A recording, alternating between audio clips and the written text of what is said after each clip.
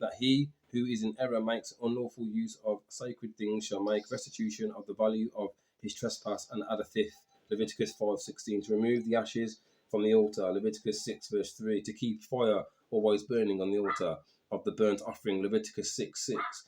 Not to extinguish the fire on the altar. Leviticus 6:6. Today symbolizes by eternal flames above the ark and grass.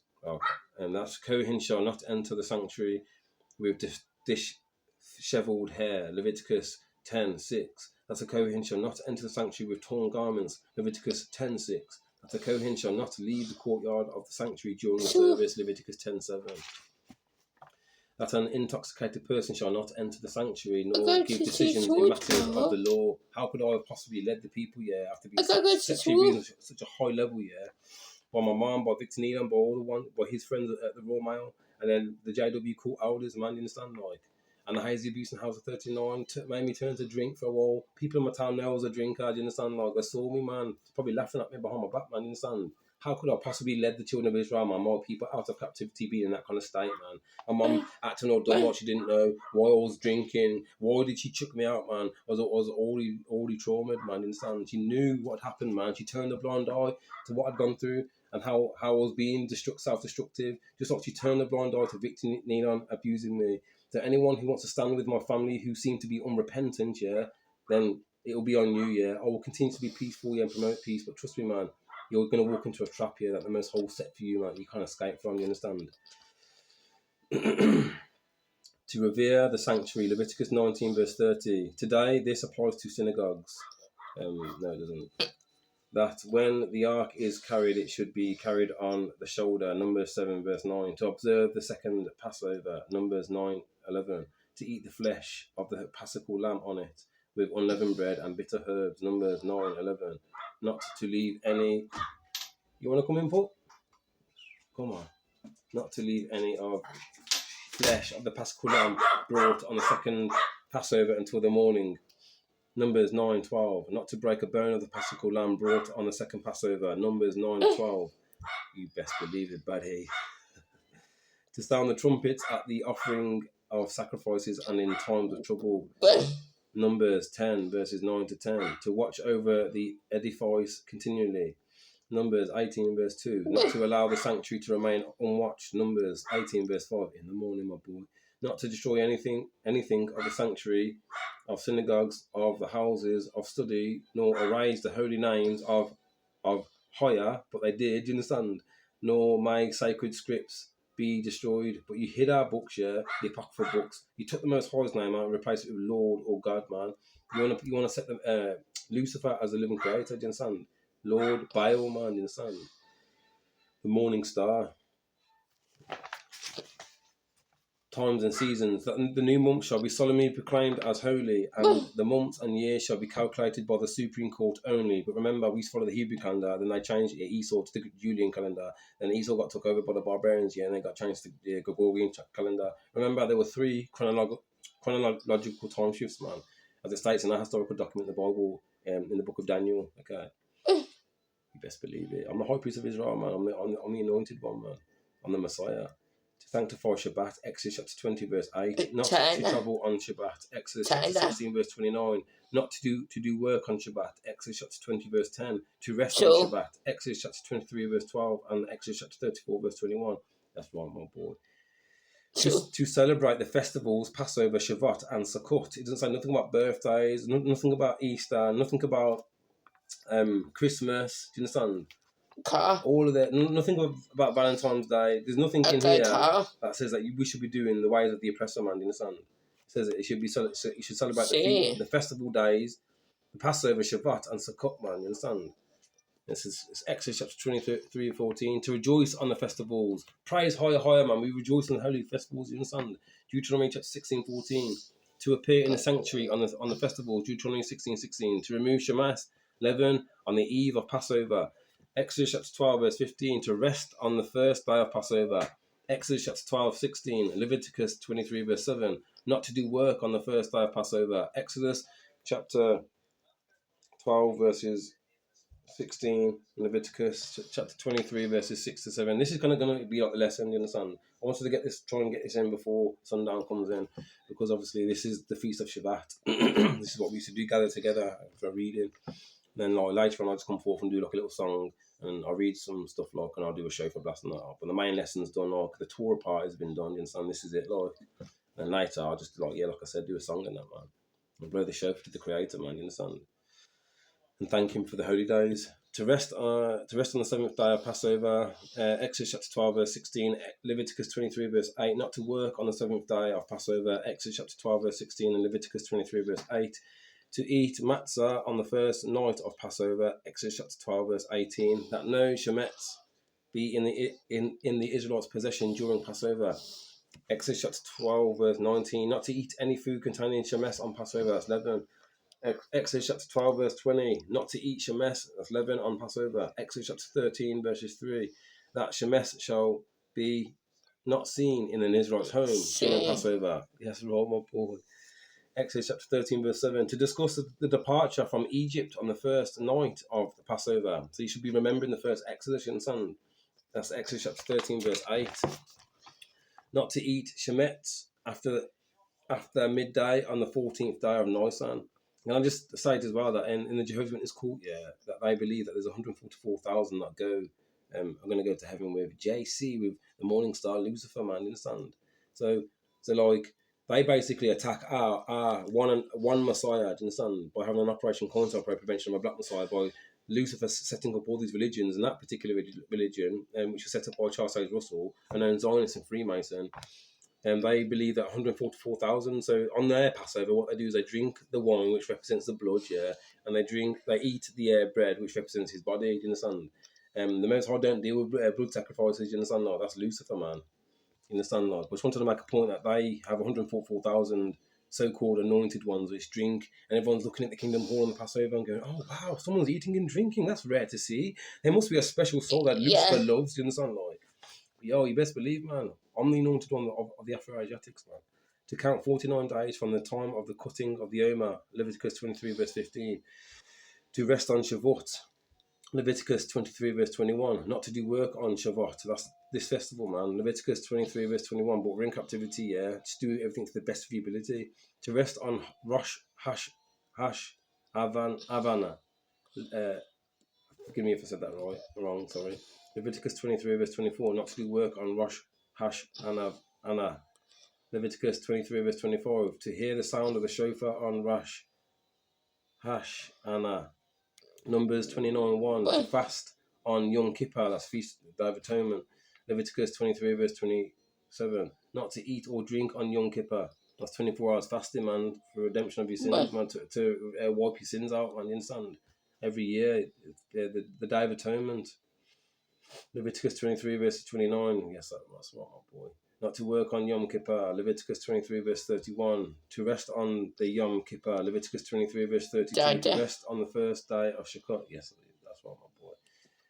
Of Shavuot. Leviticus 23, verse 35. Not to work on the first day of Shavuot. Leviticus 23, verse 35. To rest on the 8th day of Shavuot.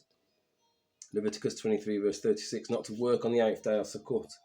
Leviticus 23, verse 36. To take during Sukkot a palm branch and the other three plants. Leviticus 23, verse 40. To dwell in booths for 7 days during Sukkot.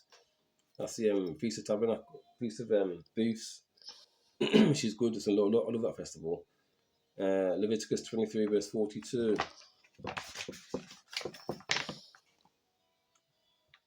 The court and judicial procedure.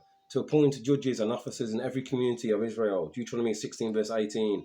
Not to appoint a judge, a person who is not well versed in the laws of the Torah, even if he is expert in other branches of knowledge. Deuteronomy chapter 1, verse 17. To adjudicate cases of purchases and sale. Leviticus chapter 25, verses 14.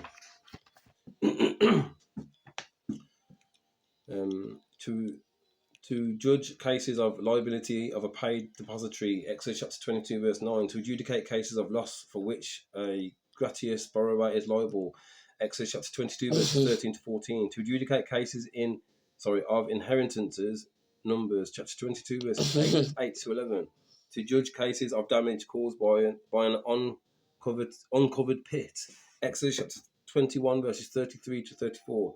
To judge cases of injuries caused by beasts. Exodus chapter 21 verses 35 to 36. To adjudicate cases of damage caused by trespasses of the cattle. Exodus chapter 22 verse 4. To adjudicate cases of damage caused by fire. Exodus chapter 22 verse 5. To adjudicate cases of damage caused by gratuitous depository. Exodus chapter 22 verses 6 to 7. To adjudicate other cases between a plaintiff and a defendant. Exodus chapter 22 verse 8. Not to curse a judge. Exodus chapter 22 verse 27. That one who possesses evidence shall testify in court. Leviticus 5:1. Not to testify falsely. Exodus chapter 20 verse 13. That a witness who has testified in a capital case shall not lay down the law in the particular case. Numbers 35 verse 30. That a transgressor shall not testify. Exodus chapter 23 verse 1. That the court shall not accept the testimony of a close relative of the defendant in matters of capital punishment. Deuteronomy 24:16. Not to hear one of the parties to suit not to hear one of the parties to suit in the absence of the other party. Exodus chapter 23 verse 1. To examine witnesses thoroughly. Deuteronomy chapter 13:15. Not to decide a case on the evidence of a single witness. Deuteronomy 19 verse 15. To give the decision according to the majority when there is a difference of opinion among the members of the Sanhedrin as the matters of the law. Exodus chapter 23 verses 2. Not to decide in capital cases according to the view of the majority when those who are for condemnation exceed by one only. Those who are for acquittal. Exodus chapter 23 verse 2. I have to go in a minute, people, man. All right. In that the capital cases in the morning, my boy. That the capital cases, one who had argued for an acquittal shall not later on argue for condemnation. Exodus chapter 23 verse 2. Yes, best believe it. To treat parties in a litigation with equal impartiality. Leviticus 19 verses 15. Not to render iniquitous decisions. Leviticus 19:15. Not to favour a great man when trying a case. Leviticus 19:15. Not to take a bribe. Exodus chapter 23 verse 8. Not to be afraid of a bad man when trying a case. Deuteronomy 1:17. Not to be moved in trying a case by poverty of one of the parties. Exodus chapter 23 verse 3 and Leviticus chapter 19 verse 15. Not to pervert the judgment of strangers or orphans. Deuteronomy chapter 24 verse 17. Not to pervert the judgment of a sinner. Exodus chapter 23 verse 6. Not to render a decision on one's personal opinion, but only on the evidence of two witnesses who saw what actually occurred. Exodus chapter 23 verse 7. Not to execute one guilty of a capital offence before he has stood his trial. Numbers 35 verse 12. To accept the rulings of every supreme court in Israel. Deuteronomy 17:11. Not to rebel against the orders of the court. Deuteronomy chapter 17 verse 11. Idolaters and idolatrous practices. Not to make graven images. Do not make it oneself or have it made by others. Exodus chapter 20 verse 4. Not to make any figures for ornaments, even if they are not worshipped. Exodus chapter 20 verse 20. Not to make idols even for others. Exodus chapter 34:17 and Leviticus 19 verse 4. Not to use the ornament of any object of idolatrous worship. Deuteronomy 7:25. You best believe it. Not to make use of idol or its accessory objects, offerings or liberations. Deuteronomy chapter 7 verses 26. Not to drink wine of idolaters. Deuteronomy 32:38. Not to worship an idol in the way it is in which it is usually worshipped. Exodus chapter 20 verse 5. Not to bow down to an idol, even if that is not its mode of worship. Exodus chapter 20 verse 5. Not to prophesy in the name of an idol. Exodus chapter 23 verse 13 and Deuteronomy chapter 18 verse 20. Not to hearken to one who prophesies in the name of an idol. Deuteronomy chapter 13 verse 4. Not to lend not to lead the children of Israel, that's the Afro-Asiatics, astray to idolatry. Exodus chapter 23, verse 13. Not to entice an Israelite to idolatry. Deuteronomy 13:12. To destroy idolatry and its appurtenances. Deuteronomy chapter 12, verses 2 to 3. So when you see the JWs knocking on my door yesterday, they know, man, because some of them are part of secret societies, they know that was sexual abuse. They're just trying to use, coercive abuse tactics to try and trigger me. But what are they doing? Knocking your doors, what are they doing? Leading the children of Israel astray. It says clearly in our historical document, Exodus chapter 23, verse 13, not to lead the children of Israel astray into idolatry. And that's what you're doing, man. Jehovah, man. God of mischief, man. Do you understand, man? Best believe, man. Not to love the enticer to idolatry. Deuteronomy 13:9. Not to give up hating the enticer to idolatry. Don't give up hating the enticer. Come to our religion. Come. Don't give up hating them. You understand? Deuteronomy 13, verse 9. Not to save the enticer from capital punishment, but to stand by at execution. Deuteronomy 13, verse 9. Best believe, man. A person whom he attempted to entice to idolatry shall not urge pleas for the acquittal for the enticer. Deuteronomy 13, verse 9. There'll be no pleading, man, when your day of judgment comes. There'll be no pleading, man. You understand? I've got a photographic memory, man. You understand, man? A person whom he attempted not to entice shall refrain from giving evidence of the enticer's guilt if he has such evidence. Deuteronomy 13:9. Not to swear by an idol to its worshippers, nor cause them to swear by it. Exodus chapter 23, verses 13. Not to turn one's attention to idolatry. Leviticus 19, verse 4. Birthdays, Christmas, all that's idolatry. You guys didn't create a false religion of idolatry, man. Not to adopt the institutions of idolaters nor their customs. Not to adopt the institutions of idolaters nor their customs, We're prisoners of war. We used to keep the law, man, you understand? We never used to do the ways of this wicked society, man, you understand? That's why I'm sending you away from the living creator, man. Part 2 coming up later on, probably.